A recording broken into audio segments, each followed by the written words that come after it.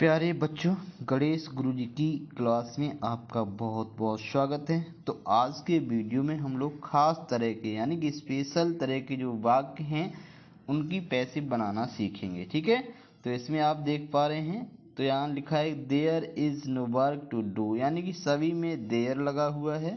ठीक है, और यहाँ आप देख रहे हैं नाउन है, यहाँ के टू है, उसके बाद में क्रिया का फर्स्ट फॉर्म लगा हुआ है। तो ऐसे वाक्यों की हम लोग पैसिव कैसे बनाएंगे, चलिए देखते हैं। तो यहाँ आप देख पा रहे हैं there is no work to do. ठीक है, कोई दिक्कत नहीं है आपका। देयर ये पार्ट आप अलग कर लेंगे। ठीक है, ये अलग कर लेंगे और उसके बाद में टू और फिर डू। ठीक, कैसे बनाएंगे वो आप समझिएगा, कोई आपको दिक्कत नहीं है। आपको इतना पार्ट तो वैसे ही लिख लेना है, यानी कि आप यहाँ सबसे पहले लिख लेंगे देयर इज नो वर्क। ठीक है, इतना जब लिख लिया, अब बात है कि आपको करना क्या है। तो यहाँ पे आपको टू लगा है तो आपको भी टू लगा देना है। ठीक है, इस टू के बाद अब आपको लगाना है बी। क्या लगाना है, ये आप देख पा रहे हैं, बी लगाना है स्पेशल अपनी तरीके से। ठीक है, अपनी तरह से लगाना है। और इसके बाद में आप देख रहे हैं डू का थर्ड फॉर्म कर देंगे डन।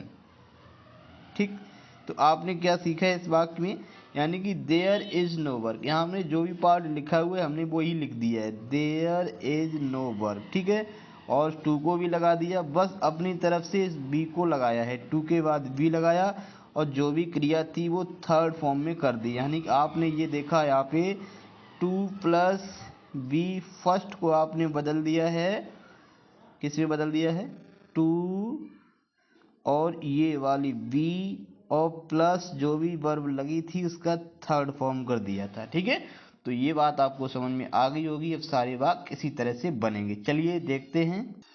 फिर देख रहे हैं there was no time to lose. तो इसमें कुछ भी नया नहीं, केवल हमने क्या किया, यहाँ पे टेंस बदल दिया है। ठीक है, तो अगर टेंस बदल दिया है तो आपको भी क्या कोई दिक्कत नहीं लेनी है, कोई टेंशन नहीं लेनी है, आप भी वैसा ही कर देंगे। यानी कि उसमें आपने देयर इज किया था तो यहाँ पे आप कर देंगे देयर वॉज, ठीक है, नो और टाइम लिख देंगे यहाँ। ठीक है, टाइम लिखने के बाद में अब आप क्या करेंगे, ये वाला जो टू है वही टू लिख देंगे। ठीक, इस टू के बाद फिर हमने आपको बताया अपनी तरफ से ये वाली वी लगाना है, यानी कि बी ई। ठीक है, इसके बाद में आपका जो भी ये लॉस है, लॉस का थर्ड फॉर्म हो जाएगा लॉस्ट।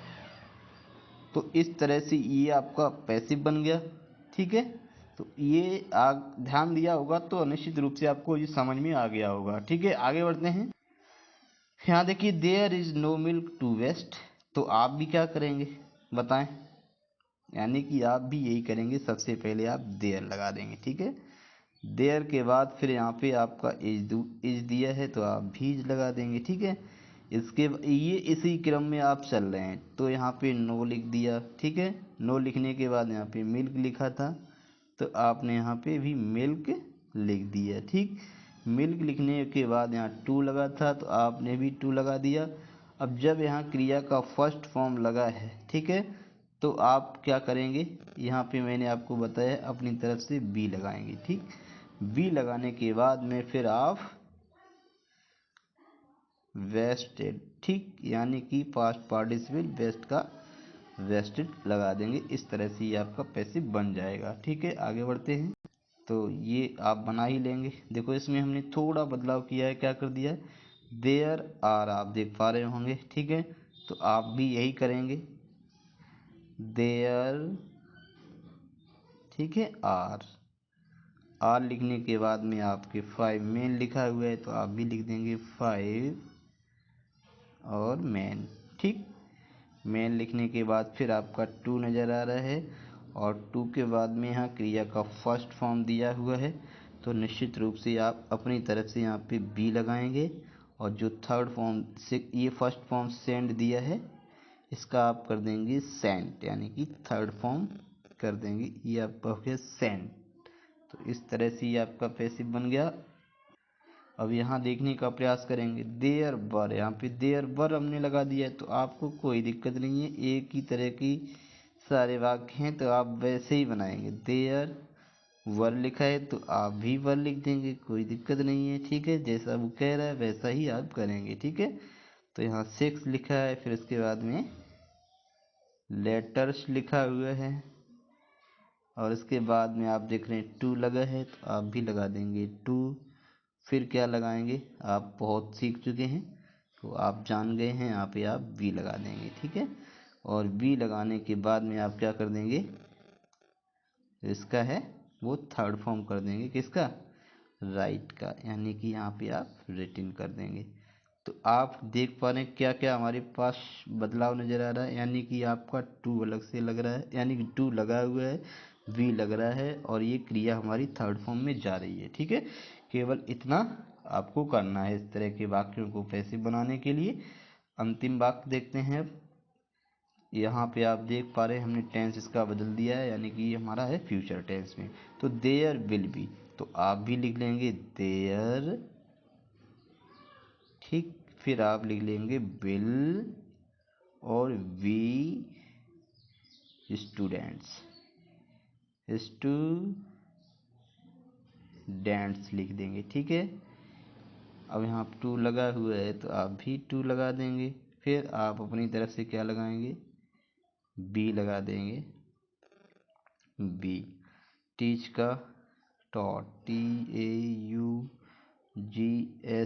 कुछ बच्चे टीच्ड कर देते हैं तो वो गलत हो जाता है। ठीक है, तो ये हमारे बने और हम थोड़ा अब इनका मतलब जानने का प्रयास करेंगे, आखिर हिंदी में इनका क्या मतलब होता है। ठीक है, तो यहाँ पे पहला हम वाक्य देख रहे हैं, there is no work to do, यानी कि कोई भी कार्य करने के लिए कोई भी कार्य नहीं है। ठीक है, पहले का हिंदी मतलब हुआ है कुछ भी कार्य करने के लिए नहीं है। ठीक है, और दूसरा पैसिव में क्या बना, there is no work to be done, यानी कि होने के लिए कुछ भी कार्य नहीं है। ठीक है, दूसरे का मतलब देखेंगे तो यहाँ लिखा है there was no time to lose, कोई समय नहीं था खोने के लिए।